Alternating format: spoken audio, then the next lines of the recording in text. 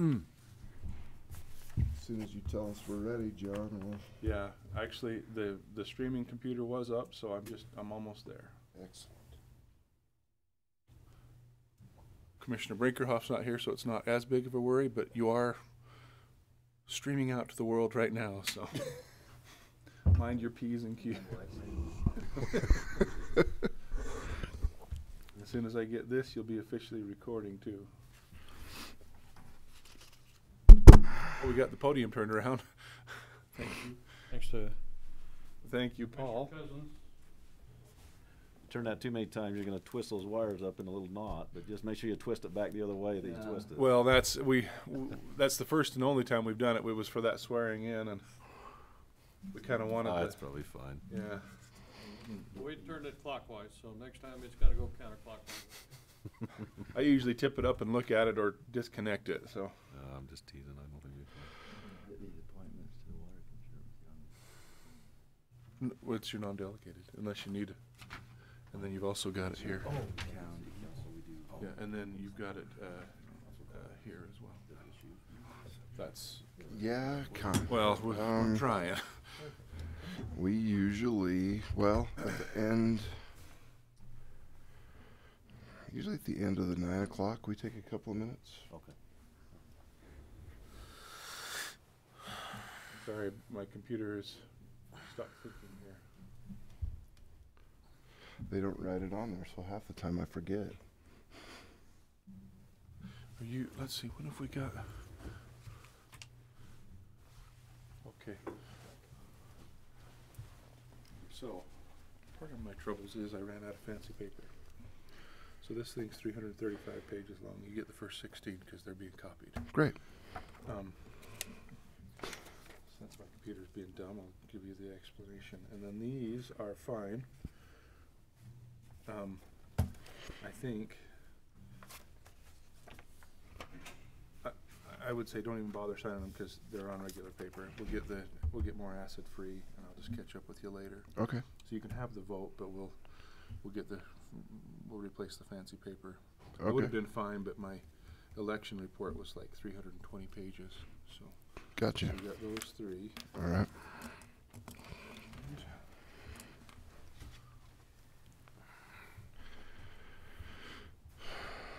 Apparently, Audacity is not wanting to work. Come on.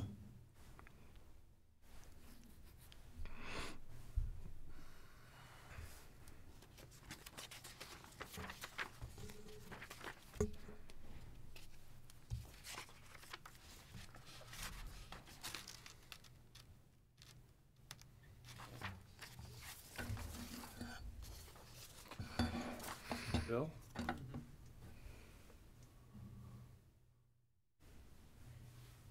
You know where to look for that? I just go to ironcounty.net, go down to Iron County Codes and Ordinances.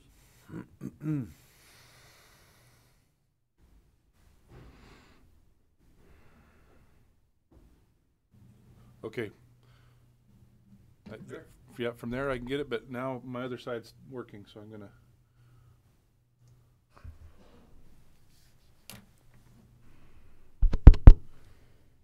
Okay, Commissioner Blake. We up and running?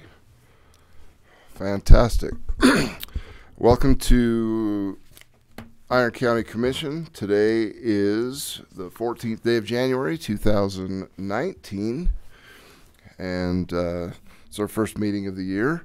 I'd like to welcome everybody here and also in YouTube land. We're glad to have you here with us this morning. We're going to start out with a Pledge of Allegiance and an invocation. We're a little short this morning. Mr. Pressgrove, would you be willing to give us an invocation this morning? And Henry, would you be willing to lead us in the Pledge of Allegiance? Yeah. Thank you.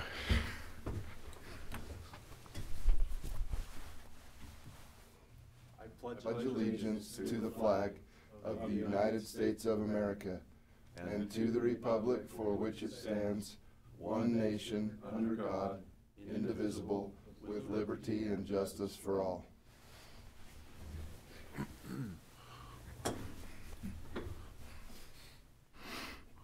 Our most gracious, eternal Heavenly Father, we We thank thee for the opportunity that we have of serving our fellow men in the capacities which thou hast given us.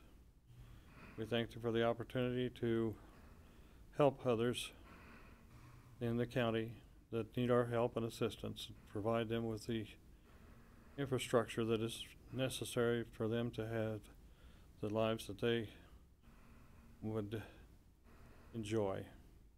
We ask thee to please bless us with thy Spirit, that we might have thy guidance and protection to be with us.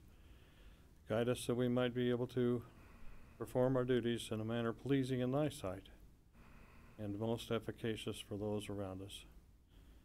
And we ask thee to please bless those that are not in attendance, that have a stake in what happens in our county, that they might be able to attend next time. And we ask these things humbly in the name of thy Son, Jesus Christ. Amen. Amen. Thank you. I might have said thank you instead of amen. I apologize. This morning, this is our first meeting of the year. I'd like to welcome Commissioner Cousins and give again public thanks to Commissioner Brinkerhoff with his new endeavors. He will be here later, and we may have a little something to present for him unofficially about, I told him 11:30 or so.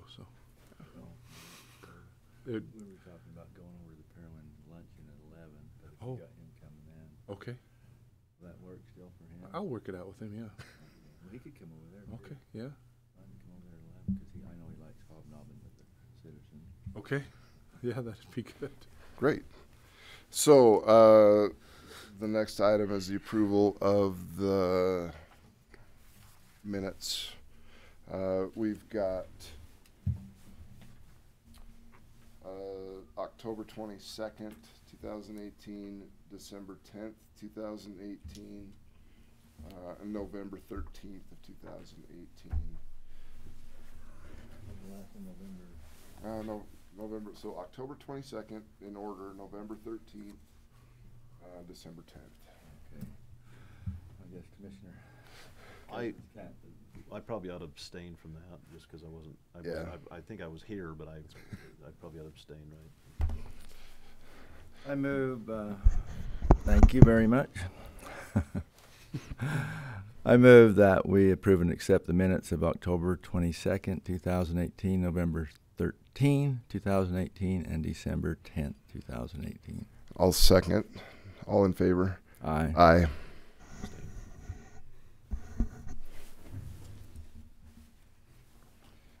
I don't need to sign it. This one's incomplete, right? They're not. That was here, I can just get him out of your way. Thanks. Okay. Okay, this morning it's a little bit different format than what we usually have. Instead of departmental reports this morning, we're going to review board appointments and review commission assignments. Since we've got Commissioner Cousins, it's a good time to mix things up just a little bit and make sure that we have all of our bases covered. Did we print out the commission assignments? I'm not seeing them. That's It was in the packet, but the CIC-WCD wasn't updated. Do you, I saw the yellow. do you want to circle back around to that and I'll go get some? yeah, it would be We can start on board appointment. Yeah, and I'll just be back in a couple of shakes with those. that would commission be assignments. awesome. So to begin, so we've got our accident and safety review board. I don't know of any changes there that have been brought up. We had somebody from corrections in the past. That's blank. John Adrian Preston. Jay is from the sheriff's office. You did have somebody from corrections in the past, Okay. Is that the vacant spot? probably. I think Slack. I can't remember his first name. Slack was. Jason? He came a number of times, I believe. So we need Okay. to tell Lieutenant Cuthers that recommend a name. Okay. Then we need to change Lori's last name at the bottom. That's the only other thing I can see. What is it? Eichelberger. Oh, that's okay. And I'm not sure if we've had a commissioner on that board or not. Is I don't think this our latest? I don't think we did. The last time we did it was 2 years ago, but I remember there being a conversation that we didn't have a commissioner on there. Yeah, I think that's right. I'll get a hold of Joanna and Perfect. have her fill that. Give us a name. Ag Protection Area Board, Enterprise and Iron Conservation District. I believe that's all up to date. Okay. Glenn Halderman's still hanging in there. He's 92. Hip replacement and everything, but he's hanging in there. All right.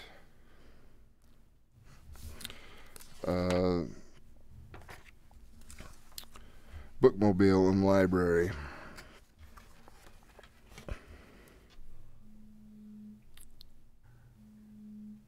Who's the liaison?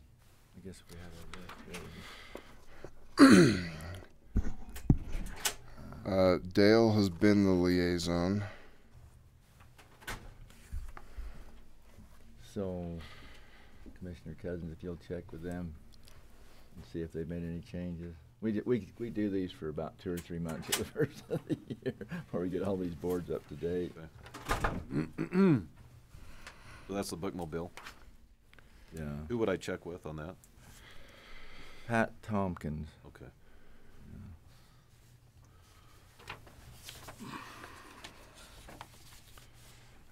Boundary Commission.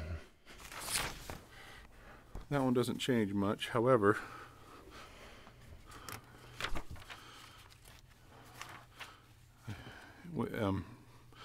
it's historically been one of the commissioners and the assessor. And so I wonder if you want to just have our new. Let me ask. So I'm going to, later on, I assume I'm going to take over the liaison with the assessor's office. So is that, I don't think it's inappropriate, no. do I need to, is that more appropriate for me, or do we leave it, or does it matter? I think it's entirely your discretion. You the board, you the commissioners. I don't think that commissioner has been the one that's always been liaison to assessor, but I'm not. Okay. But I'm not sure. Oh, they don't necessarily run together. That was used so little. I'm not sure if it's ever been used in my tenure. We Anyway, have, that I know doesn't we matter. haven't. We still have to have it. I know we haven't changed a boundary in the county since at least 2004, because I did the maps all those years, and I know we haven't done it since I've been in this job. So It's me. Well, let's, Whatever you. I would say just leave it as is and just change from Commissioner Brinkerhoff to Commissioner Cousins For the boundary commission. for the Boundary Commission. you okay with that?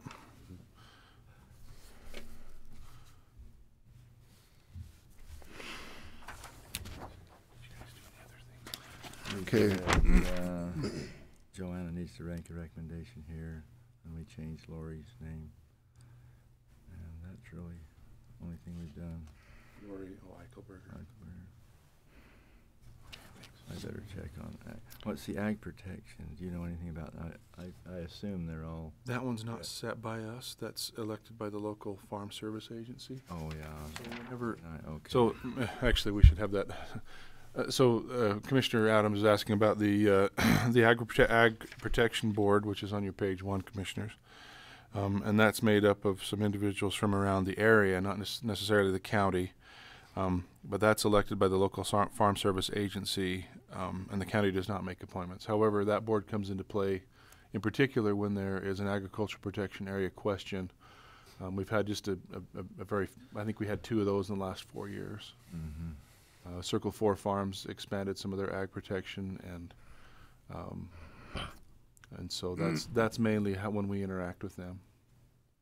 Gotcha. Career Service Council. I know that we've had that. That's kind of been in limbo.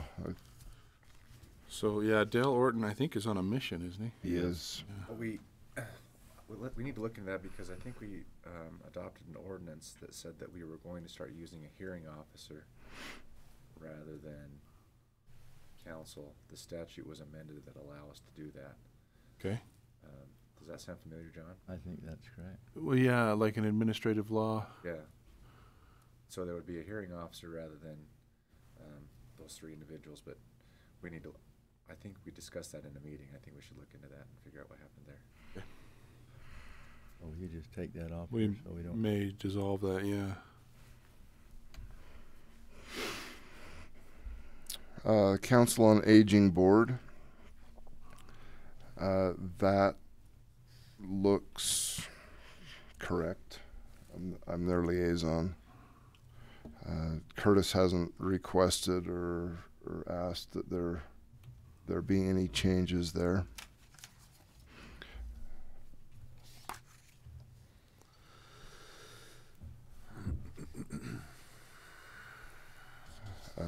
Health insurance. I'm not sure about that one. So those are made up of representatives from each of the departments. They look pretty. We need a new person from auditor. Oh, there's Dan. Oh, that's true. Do you know who your insurance committee liaison is for the auditor's office? Yes, Carrie. Carrie? Okay, so I just need to correct that.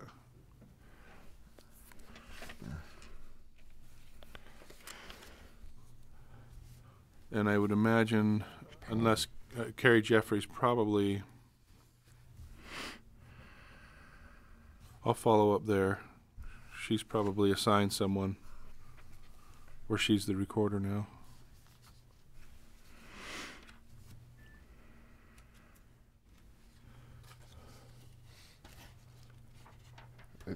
Special Service District 3.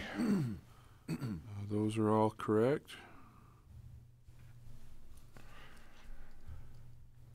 Yep. Great. LEPC. John's going to be George. That's true. We need to change that to George Colson. Rob, Bruce, Stephanie. I think the rest is okay. That looks correct. Commissioner Cousins, just for your information, if you don't, Special Service District number 3 is for the Secure Rural Schools money. You have to have that. Oh, and in fact, we had a chance to visit about that the other day. You did? Okay. That's that pass-through account I was telling you about. That we use it for road materials. Mountain View Special Service District.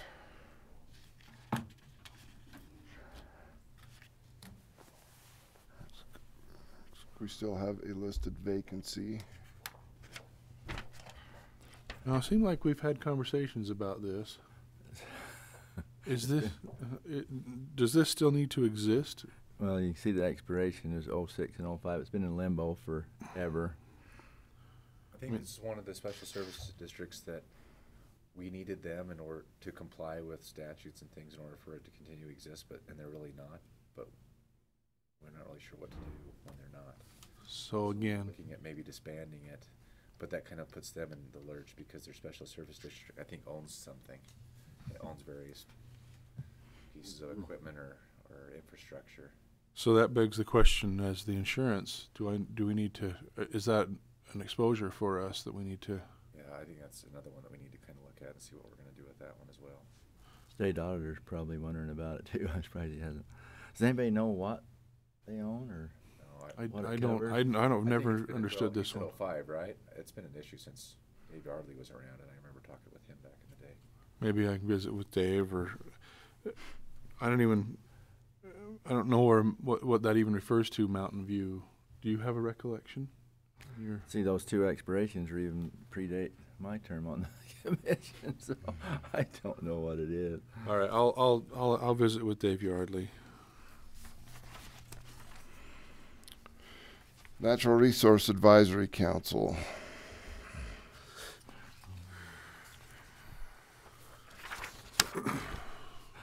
Brian Cottam would be, well,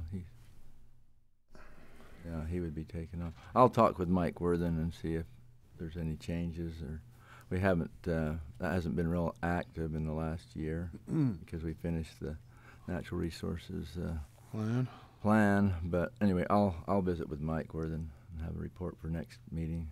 Okay.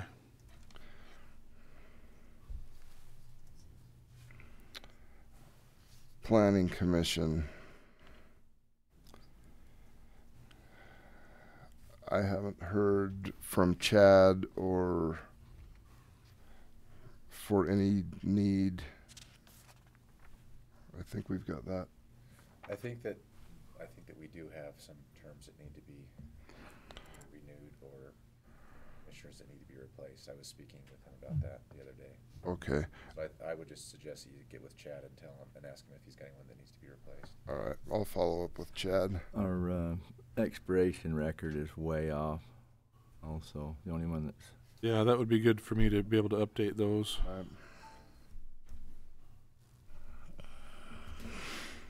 Restaurant Tax Board. There is most likely going to be a switch there. Maria and I have talked about it back and forth several times. In order to be on the Restaurant Tax Board, you have to be an owner or manager of a restaurant locally in Iron County. Rusty Aiken has sold his interest in his restaurants. Oh, really? So technically, he's not a restaurant owner anymore. Is Burke Wilkerson, or does he just represent Brian Head? He just represents Brian Head.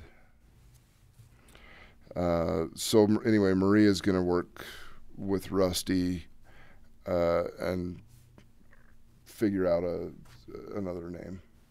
Okay. We've talked about that quite a bit. So that's in the process.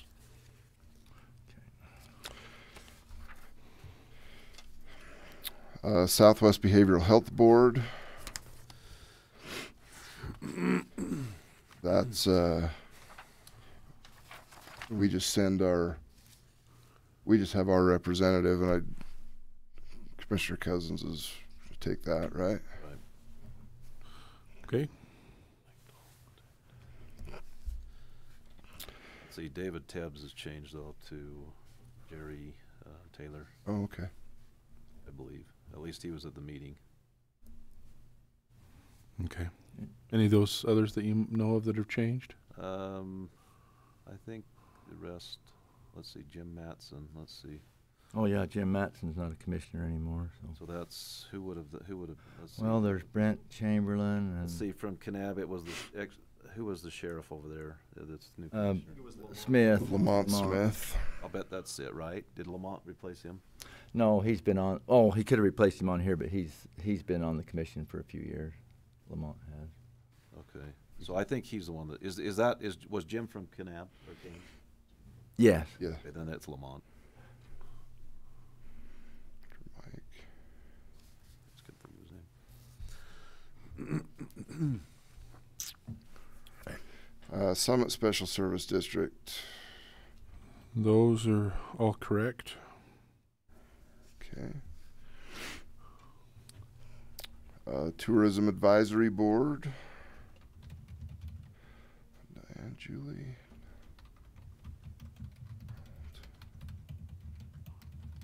Now, didn't the Samishes move, or are they still in the county? Because they were in Bryan Head, but then they... Oh, really? They moved? I thought they moved. But I remember there being some discussion of them moving, but I'll check with Maria to make sure, but okay. Maria will be here today. So I remember in board meeting talking about Julie leaving. So, Okay. Anyway, yeah, I think they moved Okay. Or maybe they just don't live full-time up on the mountain. Yeah, I remember that discussion, but I don't remember. Water Conservancy District. Should be happy to report we have some bodies to fill some holes. Is that correct? Yeah, yeah. We've got David's here this morning. He consented to serve on the board, and then also Joel Myers, in the engineering capacity, consented to serve on the board. So, it's very grateful Excellent. for their willingness to serve and very important capacity. Is that? Shall I make that official this week and get some letters out? And Yeah. okay. Well, we'll vote on it We'll, here before. we'll vote on it. Now, Dave's on the audit committee. I just want to make sure that was fully well thought through. Is there any? I don't have any problem with it. But is there any issues there? We talked about that and didn't see I can't see any conflict. didn't see any issue or any conflict between the two. So what you poaching him now? Well, we're going to evaluate and see where he's the most effective. Who's on that board? The water board. So right now, we have Brent Hunter, Tom Stratton, Tyler Allred, and Spencer Jones. So Tom Stratton had submitted letter of resignation, but then he rescinded it because he quit his job out of town and has come back. And Tom is really valuable. He's done a great job on that board. Yes. And I resigned last week from that board. And so, let's see. Who's representing Cedar City on that board? I believe the mayor has recommended Terry Hartley to serve on that board. So she's. We have. You received That that? was the assignment sheet email I got from Mayor Wilson, was that Terry's gonna. And they said that they were going to talk about that in the next council meeting. Is that I don't know, I suppose we probably have to approve it there first, or? I don't know. I'm not sure. That's I ended up randomly having dinner with the mayor at the Golden Corral opening the other night, and she mentioned that that's what they were going to take care of that in the next city council meeting. So I don't know. And they would just forward it to us. Right, and then they'd forward it to us for approval. So, and who did you say was the engineer? Joel Myers from Jam Engineering. So Dave Harris, Brent Hunter, Tom Stratton, Tyler Albrecht, Spencer Red. Jones. Red, sorry. Spencer Jones, Terry Hartley, and Joel. Yeah. Yes.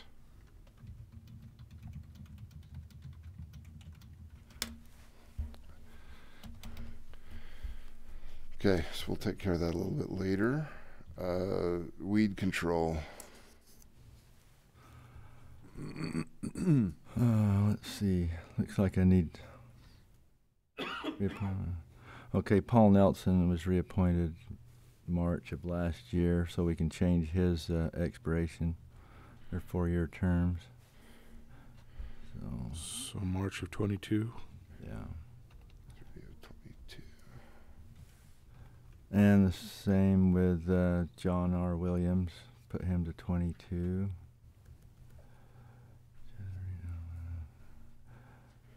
Everybody else, well, February. Well, I'll check with Sean Reber and Kim Evans and see if they want to continue. Who's right up on that board? It's just hard because we are wanting to be involved, but can't tell when you're. Sure. The Weed Control Board is Sean Reber from out west, Kim Evans from Parowan Valley, Paul Nelson, Cedar, John R. Williams, Canaryville, and then Chad Reed, the extension agent, is always a member of that board, and then I'm the commissioner as a member of that board. So.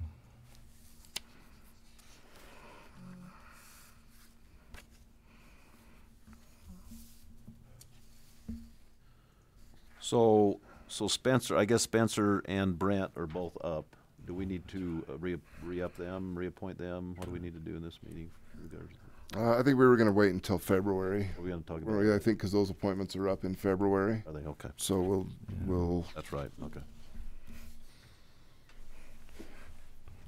deal with those That's when right, I'm they sorry, I forgot about that, okay. mature. Those appointments mature. Any other questions on boards or any other action we need to take on boards? So this is a work in progress, we'll talk about this for a few months. Yeah, and this is always, we always have this on the agenda. It's a rotating agenda item, so we can actually address boards. It's And it- right at the end. There's an item that says non-delegated, and so there's just a few persistent items that are always there. So if you ever have any updates for a board, that's kind of a standing thing that you can take action on. Great, thanks. I think we went through that faster than we've done in a lot of years. I think we're getting caught up on this. We've kind of winnowed on it for a few years, haven't we? Yeah. Get that Mountain View thing figured out. Okay. Commission assignments, liaison assignments.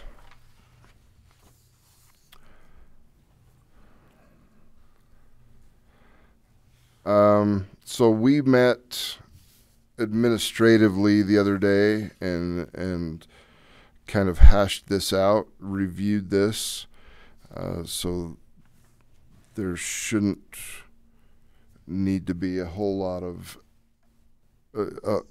movement on this. One thing that we agreed on that we were going to switch, the auditor liaison. So for Dan Jessen's office, switched to Commissioner Cousins. Do we need to go through these, John, step by step, or what's? It actually wouldn't hurt. And let me, to Cindy's point, let me get these pulled up so people can have a visual. Now that we're completely done talking with it, I've got the boards ready to pull up, Cindy. It's in the packet, but I could only see the liaisons, not the full boards. Okay. And then,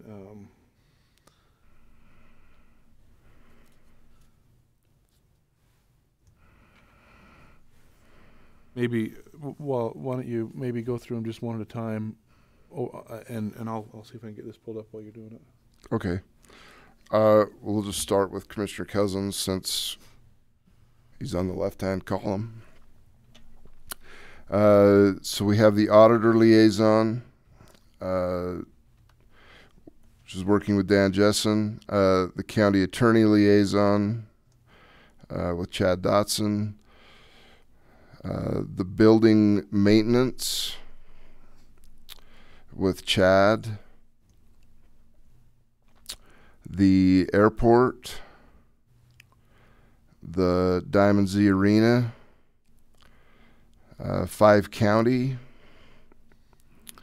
the floods and water for the Burl Valley, that's with Steve Platt and Brian Theriot, Health and Human Services Council, working with Carrie Dennis, Justice Court with Lori Eichelberger, Library with Steve Decker, Mental Health with Mike Beal. Is that Deal? I was going to say, is that supposed to be Mike Deal? Yes.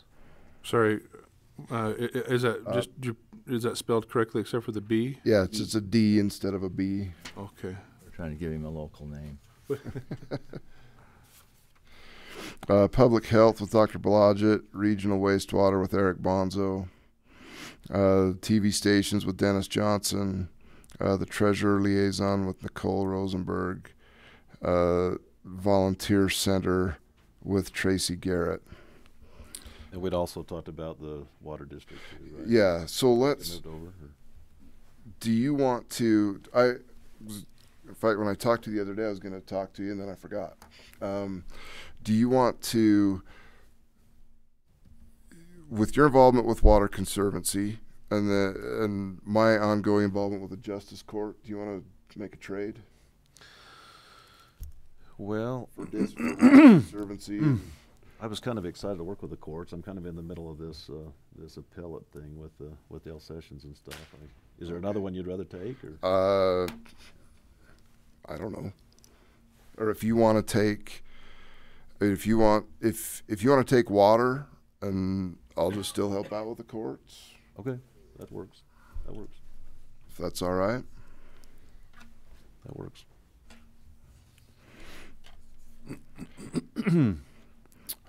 Commissioner Adams has BLM with Paul Briggs, the clerk's office with John, the engineer's office with Steve Platt, the Parowan Valley Floods and Water, the Forest Service with Veronica Magnuson,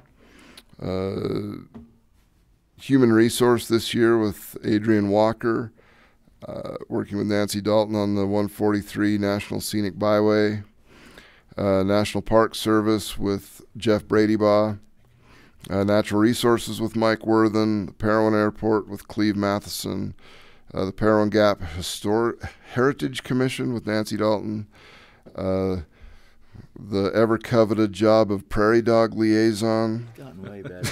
Gotten way better. Recent. with Jessica at DNR. You guys been fighting over that one? In years past, it's Yeah. That's way better, and Jessica is wonderful to work with, I must say. The recorder with Carrie, roads with Preston, solid waste with Bruce. I can't remember what soup. Southern Utah Planning Authorities Council, and I'm going to check. They may have completely Wes is- disbanded that. We haven't had a meeting. Wes has moved. He moved, huh? But I think I'll check, but I don't think anybody else is going to pick that up. Being kind of a meeting where we had tours and stuff that were informational, but it was, anyway. So I'll check on that. Gotcha. I didn't realize Wes had moved. But. The extension service with Chad, and weeds with Casey.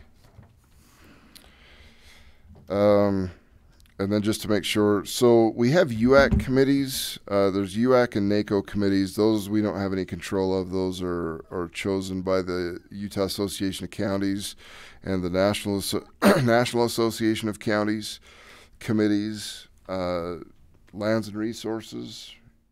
Still on that one? I'm not. Okay. Okay. RS 2477 roads. I've worked on that extensively. Taxation. and revenue. Taxation and revenue. That's only RS 2477 at this point. So go ahead and take off those others. Yeah, Are you on any of the NACO boards? I'm not. Okay. I think most of those have been erroneous on there. Well, and yeah, that's if we're going to have them, I'd rather have them be correct. Commissioner Blake, have I got you correct on the UAC stuff? And are you on a NACO board as well? I am on a NACO board. So for the UAC, though, I've got indigent defense, intergovernmental relations, and law enforcement. I am not on intergovernmental relations or law enforcement corrections with UAC. I'm just I the. promise I don't make them up. I'm for UAC. I'm just on the Indigent Defense Fund board. And what about NACO? NACO stands, by the way, for National Association of Counties. National Association Counties. I am on the. I can't ever. It's a long name, and now it is the.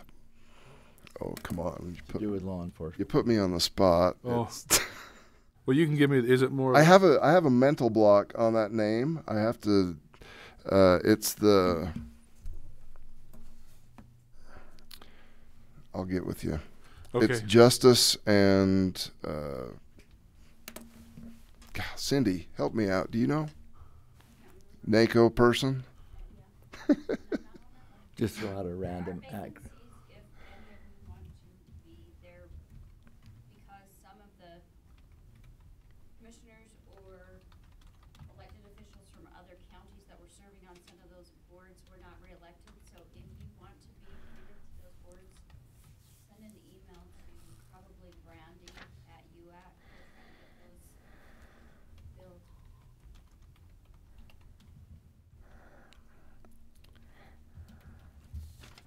That's embarrassing. Justice and Public Safety. That's Justice what and it is. Public Safety, got it. I knew it was justice. It's the Justice and Public Safety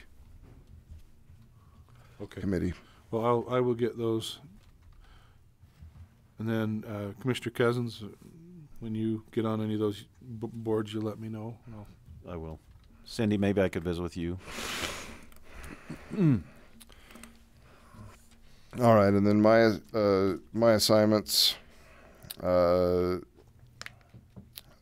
assessor's office with Cindy, the Chamber of Commerce with Chris McCormick, the Children's Justice Center with Stephanie. We're going to switch the CICWCD over to Paul. The Council on Aging with Curtis.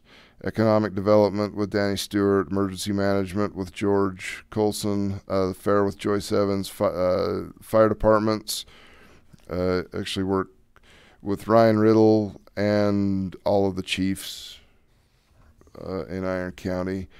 I have the Floods and Water for Cedar Valley, again with Steve Platt and Brian Theriot. The Frontier Homestead with Todd Prince, IT with Jared, Corrections with Sheriff Carpenter and Lieutenant Cuthers, Janitorial Service with Chad, Job Service with David Busk, Outdoor Recreation with Maria, Reed Erickson is the planner, Chad with Planning and Zoning, the Sheriff's Office, Shooting Range, Tourism, and Utah Summer Games. I think those were the... good review there. The only change I'm making to commission assignments then is we're going to move Water Conservancy to Commissioner Cousins. Is that correct? Yes. The only thing that wasn't... And you were going to leave Justice Court alone, correct? Yes. Yes.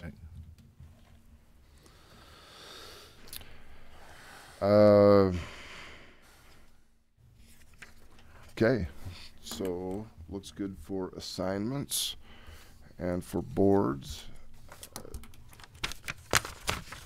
Back up here. Any other, if we're feeling good about those, let's just turn the time over to the commissioners for comments or reports. Okay. I don't really have anything to report today. It's unusual for me. So maybe a couple of things. Of course, we're involved in this new belt route alignment, and been several planning commission meetings on that. Phil Smith and I went out.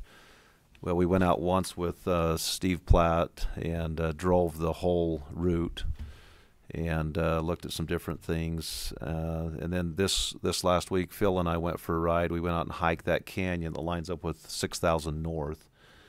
Hiked it up that quite a ways just to see how that would be, how conducive that'd be for a road construction. And with Phil's expertise, he felt like that was a really good option as far as a route to get to I-15. And it's a nice gentle slope, and he thought it was really good for that.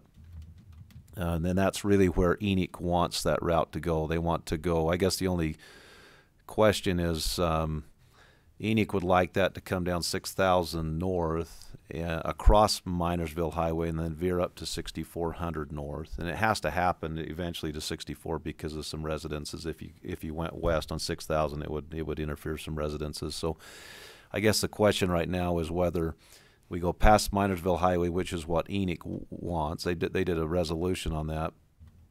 They wanted to go through their industrial park that they want to create and then veer up to 64. But I think the Horrocks and Reed and a few of them, they have it drawn to veer up to 6,400 west, east of Minersville Highway. And so that's, other than that, then I contacted a property owner over on 5,700 west and visit with him a little bit about his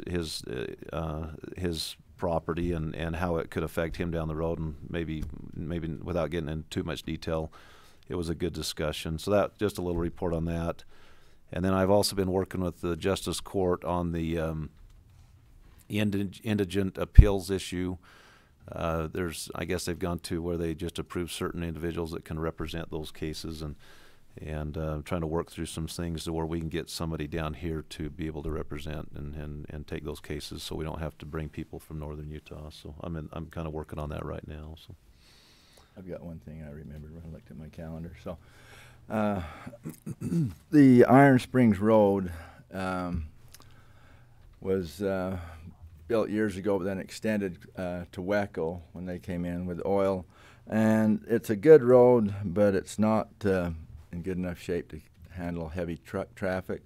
Alton Coal Company has had their operation going on private land for several years now, and they're trucking coal to IPP up I-15, but now they have their BLM permit to continue with their mining coal onto the federal land, and they're planning on building a loading tipple out on the railroad track off of the Iron Springs Road.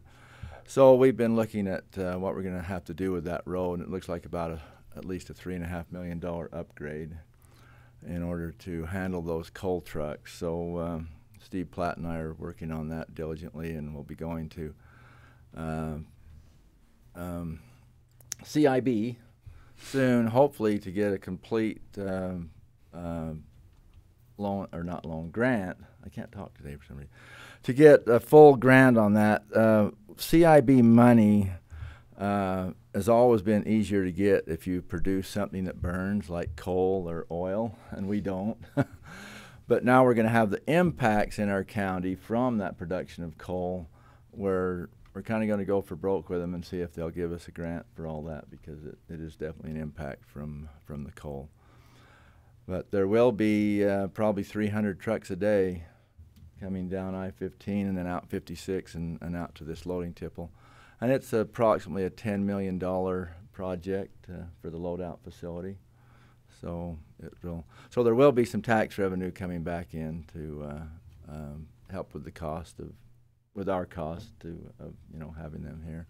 And there should be a tremendous amount of fuel bought in the county. There should be a tremendous amount of truck maintenance done here. So there'll be some negatives, but there'll be some positives along with it. So I thought it was like 150 trucks, wasn't it? Well, it was 150, but then when we talked to Bob Need, he's the owner of Alton Coal, the other day, he said, well, when we start, what they're going to try to do is actually bring the IPP coal to Iron County and ship it on the rail just that short distance for a couple of counties. Cool. And if they do that, if they're able to do that, then it will be as many as 300 trucks a day. So, an operation. And there may be, also they have a Barney Trucking that they deal with, but heavily have a lot of trucks from Barney, but not exclusively. So there may even be opportunities for local companies to buy trucks and put on drivers and have additional trucking opportunities there with this. So hopefully there'll be some good economic benefit for us, not just the negatives of having all those trucks come through our county. So. One of the things that we've kind of been working on, it's been an ongoing discussion, is the need for a potential need for a new jail down the road. And this is something that Commissioner Brinkerhoff worked on quite a bit as well. We have tasked the Masters of Public Administration Department at SUU in providing a site study for us to look at several different potential sites that can be used for a new county jail. We've got a couple of master's students that have started that project. I toured around with the sheriff and Lieutenant Cuthers the other day to provide the university with some correct addresses, GPS waypoints, things like that for them to start looking at. And so they are underway on that site evaluation. and they will kind of remain. We'll kind of have constant contact to figure that out. And when they have questions, I'll forward those. We'll talk as a commission and others in the county to make sure that our questions are answered. 'Cause I am by no means a expert in building a jail. So as questions come in and as they move along, you know, we'll kind of make sure that we'll talk amongst ourselves, make sure that everything's covered and that our questions are covered appropriately. But that's a kind of a big project that those students are willing to take on, and they're really sharp. So should do us a good job and benefit both of us. Absolutely. That's all that I've got. The holidays kind of slowed the process down across the board. Now we're back up and running at full steam. If nothing else, we'll be in recess for about 10 minutes till the 10 o'clock hour, and then we'll start the 10 o'clock agenda.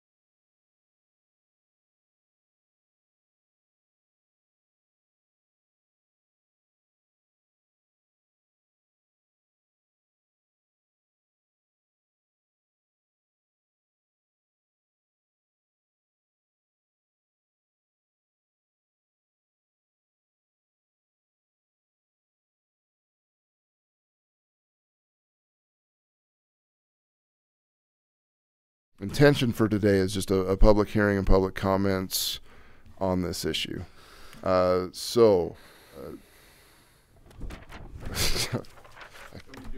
Yes, please. Turn the time over to Reed for a brief explanation of this ordinance. Thank you. Good morning, Commissioners.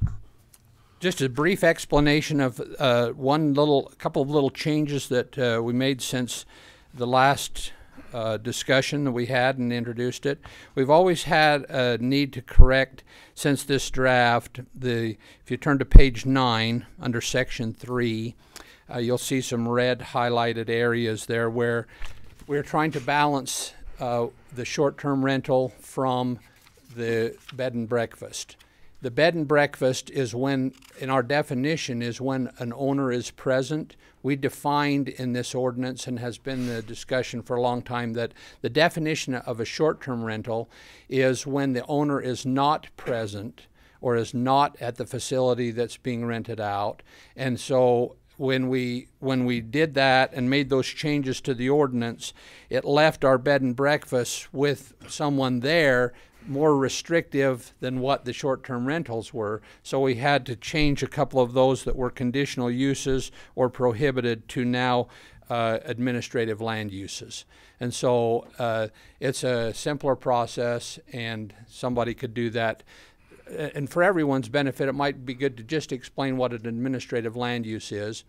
It's a process through which staff issues a permit, and it's reviewed on a case-by-case basis rather than simply being a permitted use, but that a notification to surrounding property owners or adjacent property owners is sent out, and they have 14 days to comment on that, so that if there is an adverse impact that we're not aware of, we can address that and try to resolve that with the neighbor and with the applicant.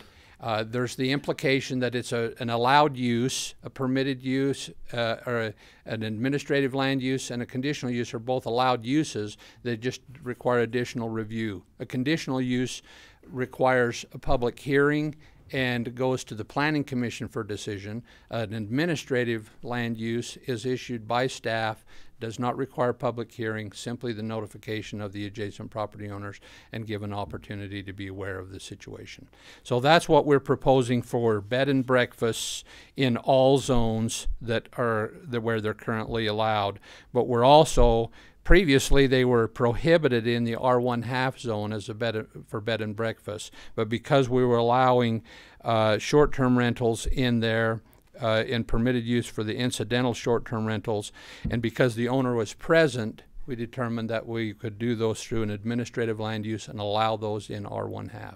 So that's why those changes are in there. The only other change is on page 2, under section 1, where we explained the imposition of the transient tax for rooms that offer for transients. And in that provision, the tax has been in place for some time, but it didn't include bed and breakfasts or short-term rentals. It just had, motels, hotels, inns, things like that. And so this helps just clarify that, so that anybody who's doing a rental for less than 30 days at a time is considered a transient rental, and that's what has to collect the transient room tax and be licensed with the state of Utah, which is also a state requirement that they be registered with the state of Utah to collect the sales and use tax. So then this just explains that those are where that comes. Okay.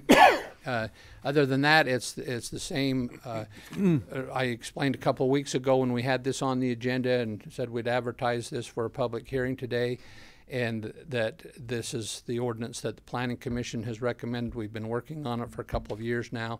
We've had a number of people who have called and said, what is your ordinance? I want to get licensed. I want to do one of these. And we've had to tell them we don't have an ordinance currently. You can't do it. It's not an allowed use.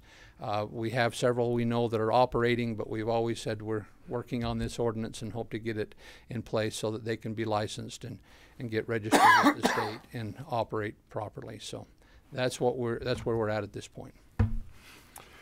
Thank you, Reed. Chair declares public hearing open on the matter of the short-term rental ordinance. Anybody has any comments? Okay, seeing none, I'll declare the, oh, yes, Mr. Jessen. Just under the wire.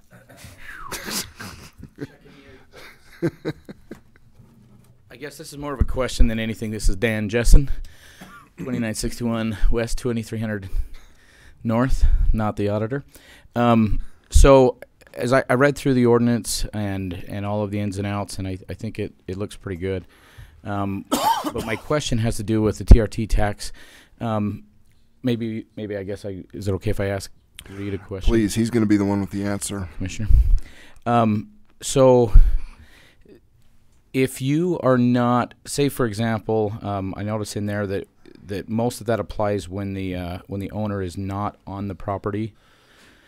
Are they still required? So if it doesn't fit the definition of short-term rental by our ordinance, are they still required to get a license and remit TRT tax? They are. So they're required to do that as a bed and breakfast. When the owner is present, it's defined as a bed and breakfast. When the owner is not present, it's defined as a short. So regardless, they need to go through the process to do TRT. And now I'm putting on my auditor hat. We're seeing some TRT revenues drop, and I'm wondering how much of that is people that are operating this and are not doing that.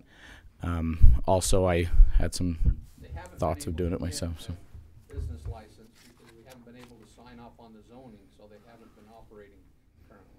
okay, We do have. thank you. That's all I have. Thank you. Any comments? I've got some. Okay. Is that Yes, appropriate please. now? Mm-hmm. In fact, I've got a few.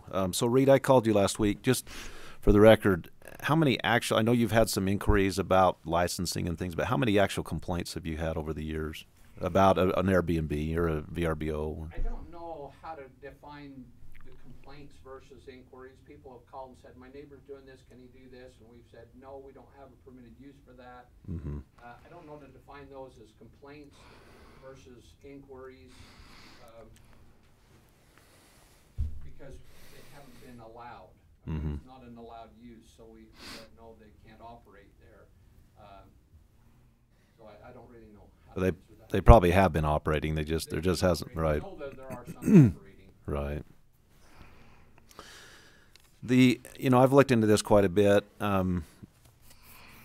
Whenever we get this, I don't know, it's just, I've been on the Cedar City Council for 7 years, and until this issue arose on Ridge Road, I just have had 0 complaints in 7 years, and so, we passed a regulation not long ago in Cedar City where we required a licensing and paying your appropriate taxes, and I was good with that.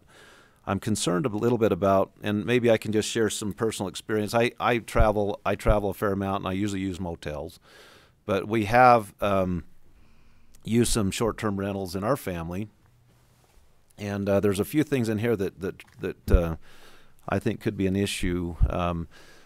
And the times we try to go to Lake Powell once a year, and I'm just going to use this as an example, and we've rented a short-term rental over there for a couple of years, and we generally, and I believe that both times we've rented them have been in R1 zones in Page, Arizona. And, we spent time at the lake. We finished up. We came up to the Airbnb or VRBO short-term rental, had dinner as a family, washed some clothes, enjoyed each other, got up, had breakfast, and went to the lake, and then we did that again. And I don't know that anybody in the neighborhood even really knew we were there. We didn't have any loud parties. We didn't, I'm sure Page has ordinances in place, or most cities and counties have ordinances in place to handle those things. But there's a few things that I just wanted to bring up. There's we don't have any definition for property manager in this. You know, it talks about operator, owner, rental term, and all that, but we reference property manager a lot, but I think that's something we probably need to you know, maybe define a little bit more. There's a couple other things. There's one on page 4, number D2. Notwithstanding subsection 1, the owner shall not be relieved from any personal responsibility or personal liability for noncompliance with any applicable law or rule. But what if that's owned by an LLC? So an LLC is an entity that protects you from personal issues. Is that something we need to look at if it's owned by an LLC or a trust? Can we change that language maybe, or look at that just to, maybe that's one thing that we need to review. If it's owned by a person, fine, but if it's owned by another entity, that's something I was a little bit concerned about. Then there was in page 5, number 2 there, it talks about short-term rental business license applications shall be accompanied by an application fee. Is that something we're going to identify and have in this before we were to vote on it, an actual fee? So that's identified. That fee is set as part of the business license fee. It's not in this section. It's determined by the other ordinances. And what is So that? What it's is a that? minimum of $50. $50. Okay, Yeah. all right. But that's the business license portion. So that's Well, it would refer back to that. Okay, all right. And then page 6, on number 5, it says within 14 days of a change. I think it might be wise to change that to 30 just to give a little bit more time. That might be something. And some of these are some feedback I've received from others too, not just myself, but others that couldn't be here today that I'm representing. So my understanding is the only difference between the incidental and the business short term is really, looks like the only difference is you have the R1/2 in the incidental but not the business. Is that correct? Correct. Okay, that's really the only difference between the two, right? And where they can be located, yes. There is a difference in that the business needs an administrative land use permit and the incidental does not. And it requires the operating smoke detectors in each bedroom and main living area and things where the posted map. If you look under that section G, there's a couple of requirements there under the incidental, and there's 5 requirements under the business in terms of what they need to do. It's not onerous. Just a little more awareness for people. Post a map when there's not somebody there so they can have emergency contacts and things like that. Okay. Where they're supposed to park and that kind of thing. The other thing on page 7, where it says under B, it says all parking associated with the business short-term rental on the subject needs to be on the subject property. So let me just give you an example. So we've reserved a short-term rental in Page this summer, our family, and we have several other families renting other short-term rentals, and we're going to gather together in the evening to have dinner or have a get-together at that short-term rental. Maybe we're going to pick one to have that at. So there's going to be a lot of cars at that one short-term rental, just like you would have maybe Sunday afternoon dinner with your family where they all come to your home and park on the street. How would you handle that? That's why that's a requirement in the business level and not in the incidental level. Okay. The incidental level, the extra off-street parking is not required, but in the business level, when they're doing it more than 30 days a year and there's not an owner present, that's why that's a requirement, is so that it doesn't have that adverse impact in the neighborhood, that all of the cars are parked all over in front of everybody's houses, that they need to provide off-street parking. It's more But like a that's business. but that's really impossible, Reed. More like a business. That's really Reed, impossible. could you come speak into the microphone? Just thanks. But you see my point, though. How?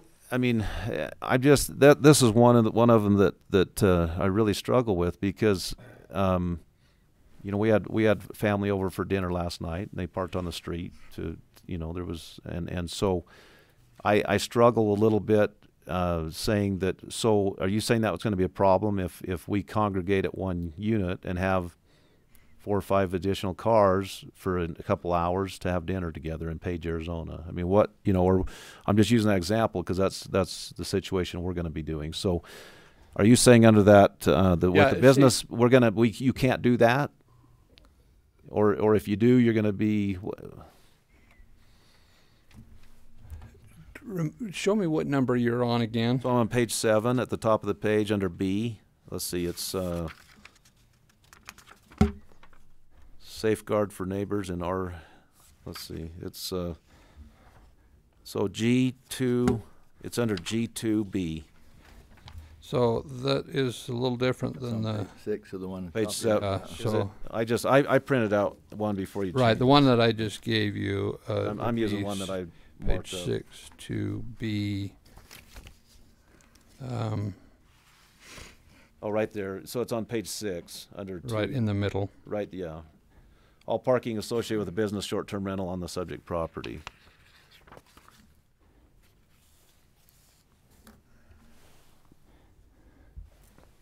Yeah, that's what the Planning Commission determined, and we think, the staff, that that's a good idea because this is something that's could be going on every night. If it only happens once in a while, the neighbors can absorb that. Right. But we didn't feel like that was fair to the neighbors to have all of those vehicles parked in their facility.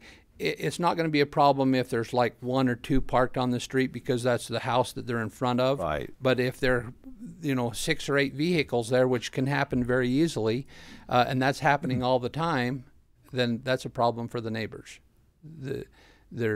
They shouldn't have to have that. I can impact. see if it was happening every day, it could be a problem. But that's why we're dealing with it in the business short-term rental rather than the incidental, because it is a business. That's why we don't want it in our 1/2, because it is a business in that neighborhood. The owner isn't there; they're renting that place out all the time, and it's a business. So that's why it was put in that way. Right. And I think we wanted to probably reword that a little bit to say in addition to 2 street parking or something like that. Yeah, just so that doesn't become They ought to have the ones that are in front of their house. That ought not be a problem. Right. Maybe if we could you have tweak a special bit. circumstance, like I said, if you're congregating as a family, it's no different whether you have a permanent residence and you have a family gathering. But you don't have a family gathering every night. No. That's the difference. No. This could occur every night. If somebody has a short-term rental that has 6 bedrooms and they have gatherings in that, it happens. And I'd just like to see that change a little bit. Yeah, we as could far as deal with street. the ones that have on-street parking in front of their house or something. In addition to that, they need to be off-street. The other one I had, and I'm sorry, I'm referring to this one that I printed out, so I'll probably change it on page 8 where it says violations and enforcement. On Letter I. yes. Okay. Says a violation of any provision of this chapter by any of these occupants, owners, or the operator shall authorize the zoning administrator. Who's that? Is that Chad? That's You and Chad. Chad? Okay. Or designate to impose additional conditions on the use of any given short-term rental unit to ensure that any potential additional violations are avoided. That's a little bit troubling to me. That whole, I mean. Well, that's because they're issued through administrative land use permits. And so the administrative land use permit can always be brought up for review if there's a condition there that there's a problem that could be solved with a condition that could be added to the administrative land use permit. That allows that to occur, working that out with the neighbor and with the applicant rather than always being a violation. So that could be a condition that's just specified for that rental. Say, That's hey, correct. That's the way that all administrative land use permits are. They're looked at that particular case, that particular property, and said because of the way they're situated and their neighbors, they need to have some additional fencing, or they need to move where their driveway enters the property, or they need to have some screening or something because the neighbors are always looking in on them, or something can be established as a condition. That's what's allowed currently under the administrative land use. how often do you have that happen? Do you have it happen very often? Rarely. really. Rarely. It Could just we add provides language in for there that maybe the county commission could look at some of those too, just to, I just would hate to see somebody targeted, you know, not that, you know what I mean? I just, maybe we could talk about And that that's a why little we more. have a good appeal process. If they feel like they are, administrative land use permits are appealed to the county planning commission. So if the neighbor or the applicant feels like that's not appropriate, they can take that, and the decision is made not by staff but by the planning commission. Okay. And that's provision in the administrative land use permit. So I think that's built in. Under appeals here, it says such decisions shall go to the appeals hearing officer. Instead of the planning commission, but we. Right, because we don't have a board of adjustment anymore, and used to be appealed through that. Administrative land use decisions are appealed through the appeals hearing officer, but the planning, in the determination, in the issuance of the permit originally, if it's not resolved, then it goes to the planning commission. But this, if there's on an enforcement issue, then it goes to the appeals hearing officer. That wouldn't really be an enforcement issue if it's in the issuance of the permit, the modification of the permit, then that would be dealt with by the zoning administrator. Okay. Okay. I just had a few. Commissioner Blakey. Yes, sir. Mr. Presgrove. In reference to what was just discussed, Bill Presgrove, Iron County, and where it references what's just discussed, if the individual does not agree with the determination of the planning commission, is there any appeal higher than that? To the appeals hearing officer. And if the appeals hearing officer, if he disagrees, Can be appealed to the district court. it does not go to the commission. None of the land use decisions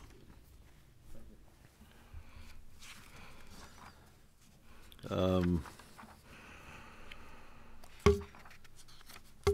I don't know. I just this short-term rental thing, I've watched it for a long time, and I just struggle a little bit with it.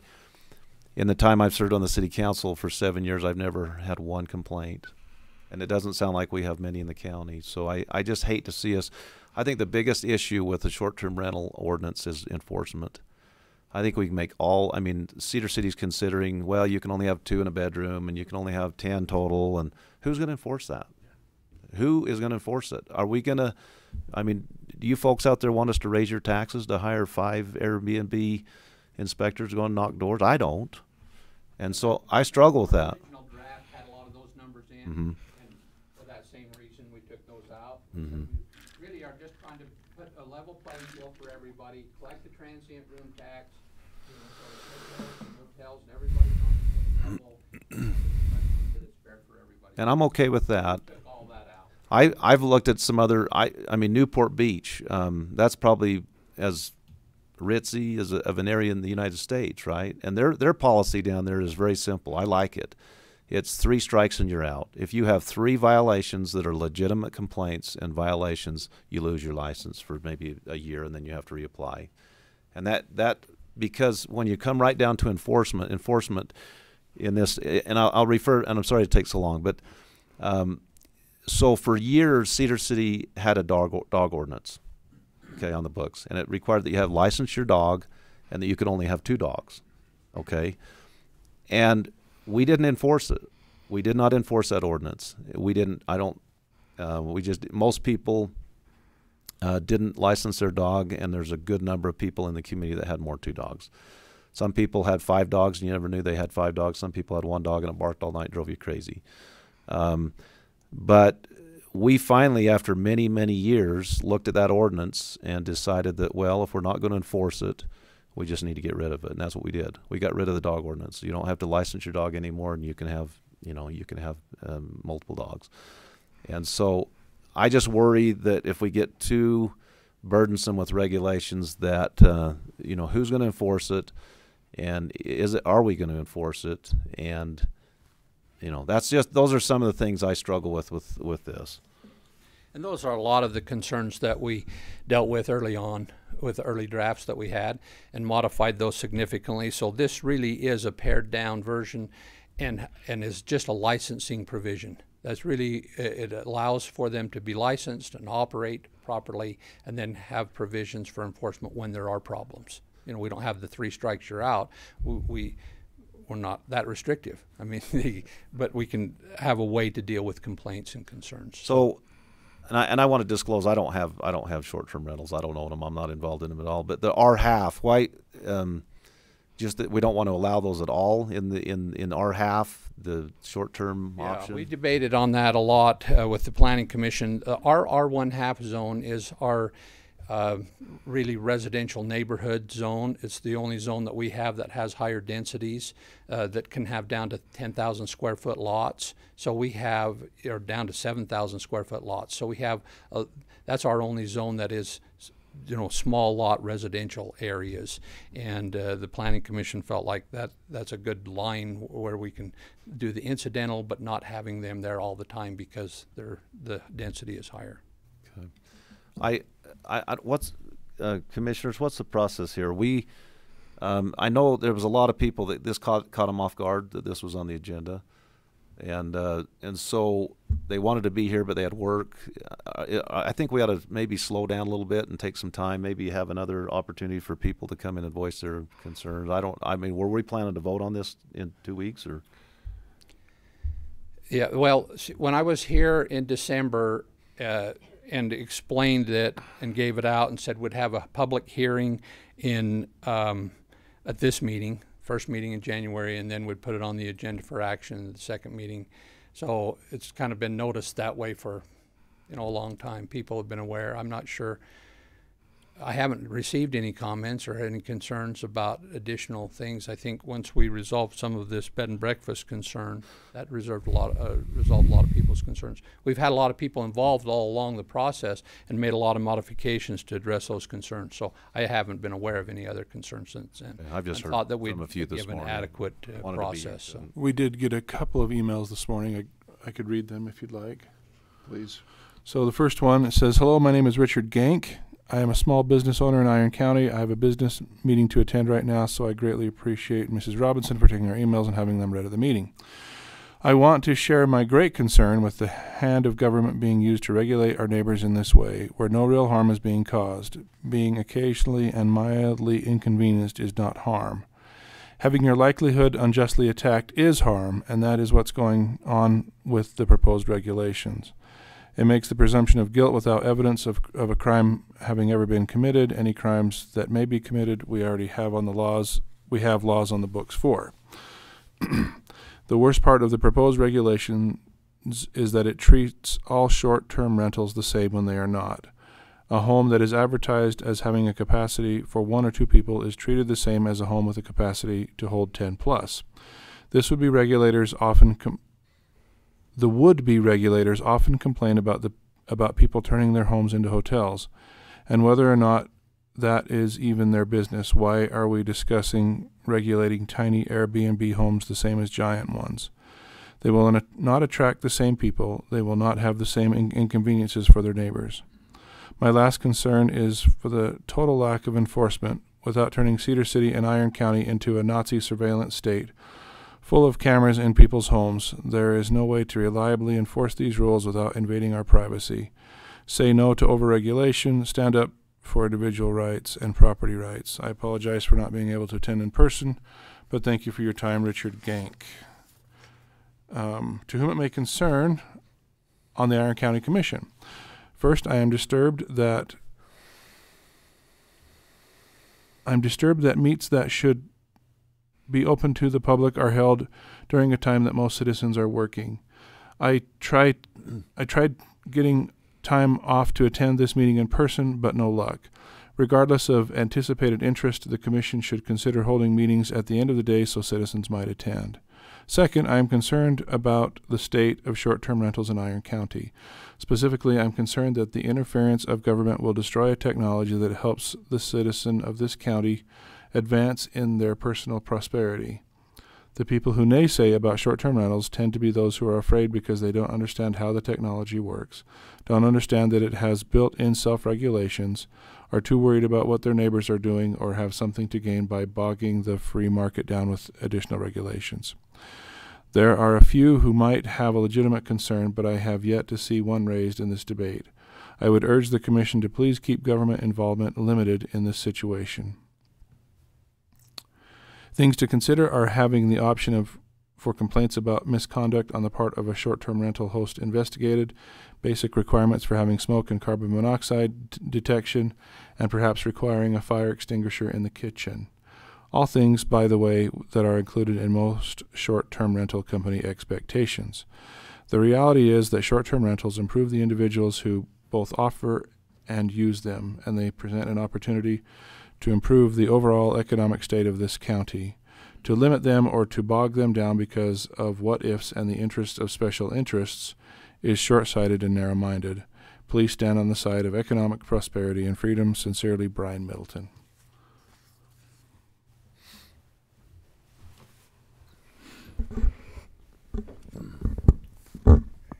Okay. Any other comments, questions? Okay, the chair, man, I can't talk. Declares the public hearing closed. We'll move on to our next agenda item, number 2, reorganization of commission assignments and appointment of commission chair for 2019. We've taken care of commission assignments this morning in our 9 o'clock session and got that worked out. The next step in this public appointment would be to traditionally each year the chairmanship of the Iron County Commission rotates. That's on a rotating basis from seat A to Kind of goes up through. It kind of goes up. So C, B, A, back to C. I'm chair. I've been the chairman for the last year on seat A. So by rotation, the chair would rotate to seat C traditionally. I will go ahead and make a motion that Commissioner Adams, Commissioner in seat C,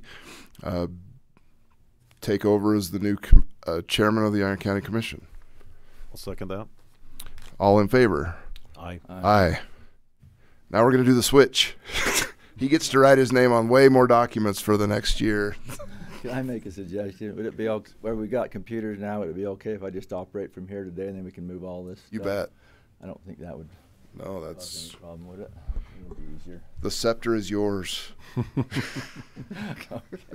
Thank you, and thanks to Commissioner Blake. He's done a great job as chairman this past year.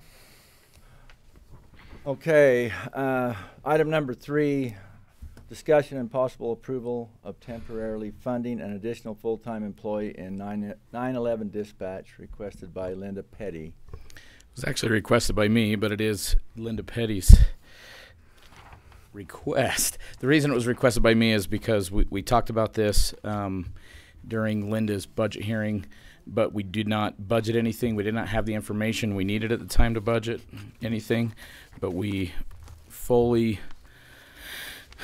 I guess, talked through the concept of doing this. Just to give everybody an update that maybe not realize what we're talking about.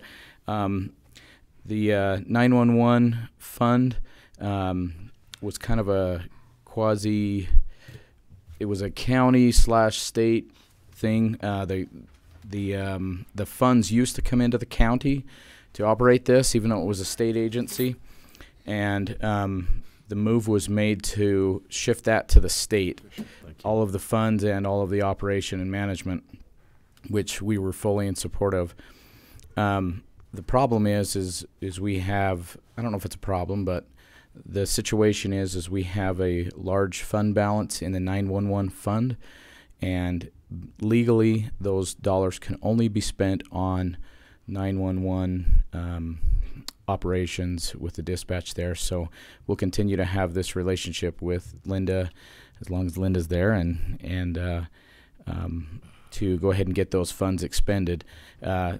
the option that we talked about, Linda was looking towards the consortium to add another dispatcher. The need has been, I think, pretty fully litigated there, but she needed to have support from them for ongoing operation and payment for that individual.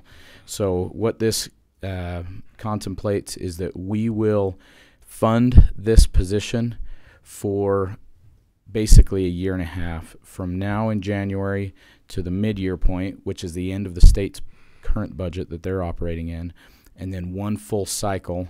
So we would fund it from now, January 19, to June 30th of 2020. And the numbers are there in your packet. On that, I asked Linda to send the details on that. I don't know if you guys have had a chance to look through those.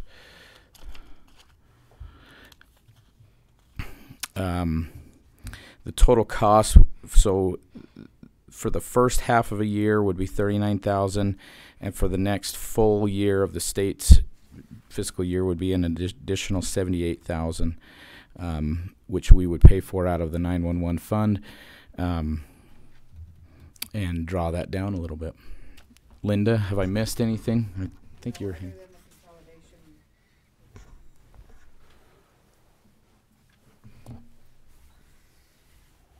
I'm Linda Petty, manager of the Cedar Communication Center.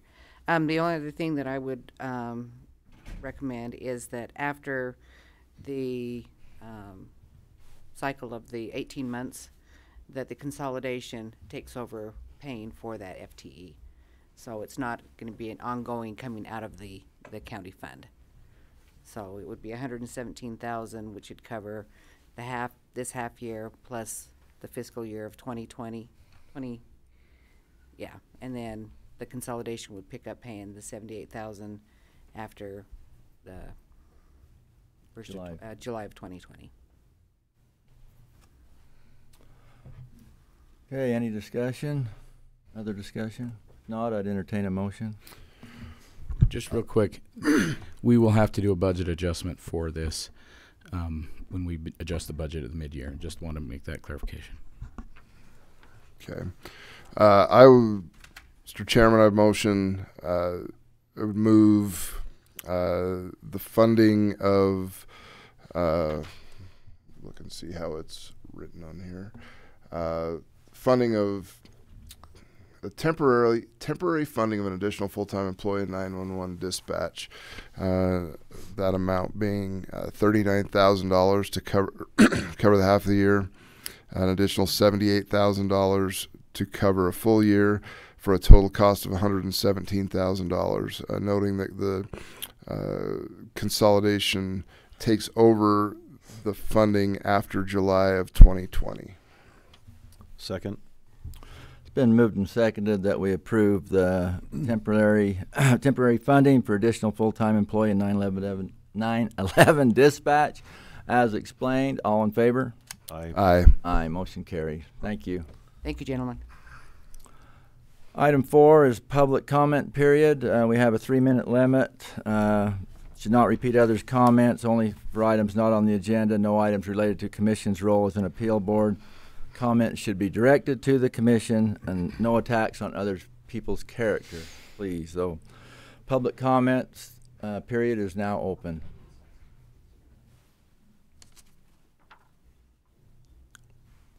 Okay, seeing none, we'll move to item 5. Discussion and possible action regarding concerns about zoning rules and the table of uses presented by William Presgrove. Thank you, Commissioners. In order to proceed with this, I would like to point out 2 facts. Number 1, Article 1, Section 1 of the Utah Constitution establishes that all men have inherent and inalienable right to enjoy and defend their lives and liberties, to acquire, possess, and protect property. Item number 2 is the oath of office that was taken by all of you that says that you do solemnly swear to support, obey, and defend the Constitution of the State of Utah, and that you will discharge the duties of your office with fidelity. Okay, in regard to both of those, I would read that you have taken an oath to support and defend all men's inherent and inalienable rights to acquire, possess, and protect property. Under the definition of possess would mean control.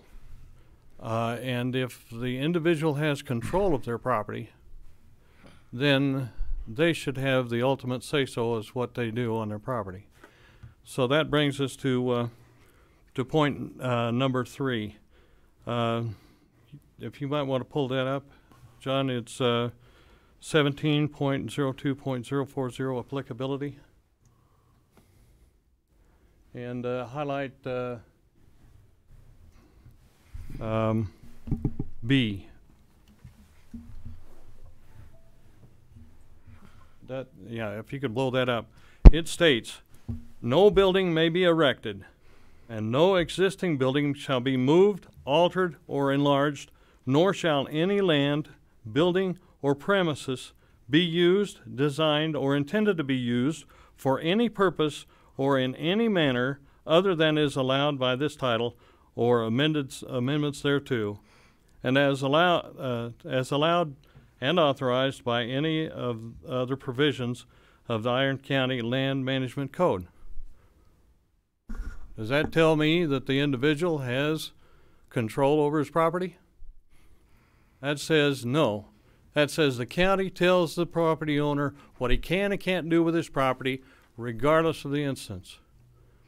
That, gentlemen, is encroachment upon Article 1, Section 1 of the Utah Constitution. Okay? Now, I'd like to point out why I feel that this is a problem. Could we go to the definitions, please? And I would like for you to blow that up. Especially anything that says accessory. Could you blow it up? I haven't been able to blow it up. I'll see okay. if I can. Well, if you could take a look at it, it may not be as good in blue as it is in just black and white. But you go to accessory dwelling. It means a dwelling unit for the use as an independent living or dwelling unit located on the same parcel as a permitted principal use. What do you notice about the last two words that should draw your attention? How do you spell principal when you're talking about other than a high school principal or someone else? How do you spell that principal? Exactly. This is misspelled, and it is misspelled in every accessory use all the way down through these definitions, which indicates to me that whoever put this into play or into effect didn't read through it, which means to me, if you look up under, it doesn't show on here, but if you look, up at the very top of the URL, it says municode.com. It's reasonable for me to think and and look through this and say that that's a cut and paste URL. It's a, there's another word for it, where you just Boilerplate. Yeah. You buy something and then you plug it into your operation, and then you select the things that you want to. I'm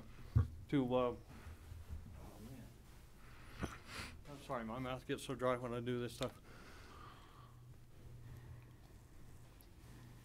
It's you just plug in the things that fit for your county, and it looks like it was plugged in without people scrutinizing it to see if it was even correct,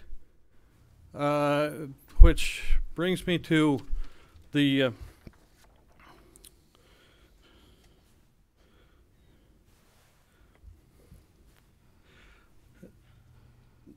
or table of uses, things that are not defined. If you look at accessory outside storage of flammable and hazardous materials, it says means the outside storage of flammable or hazardous materials which are customary and incidental to the principal, LE, use of the property. Okay? What defines flammable and hazardous materials? I looked through this, and way down at 1737 or something, it says go to Utah R113 or 315, and I looked through that, and it just says hazardous waste. That's all it deals with, is hazardous waste. It doesn't deal with hazardous materials that may be stored on a person's property. And flammable, it's not defined in there either. So neither is the word customary or incidental. Now, I'm pretty sure that we all know what customary and incidental means. It means if I have a house and I have a wood-burning stove in it, it is customary and incidental to that wood-burning stove to have a wood pile outside. Okay? But if you go to the table of uses, I don't want to burden John with that, but if you go to the table of uses under this heading, accessory outside storage, it says that you can do it in A20, RA20, commercial, industrial, light industrial, and intense ag. But all of the R, 5, 2, 1, all of those, it says you can't do it. But if those are the people that have a wood-burning stove or a propane tank that is customary and incidental to the use of their property, they are being prohibited for having that storage. Now, if you go down and it says accessory uses, means the use customarily incidental and and is on the same parcel as the principal main use. So I've been told, well, it says there that you can use it. I don't have any problem with being able to use it. But when it tells me that I can't store it, how can I use it? And you can't say that because I've got a right to use it, then I can store it, because that violates the other portion when it says outside storage of flammable hazardous materials. There are all kinds of things like this throughout the table of uses. Take a look at the junkyard.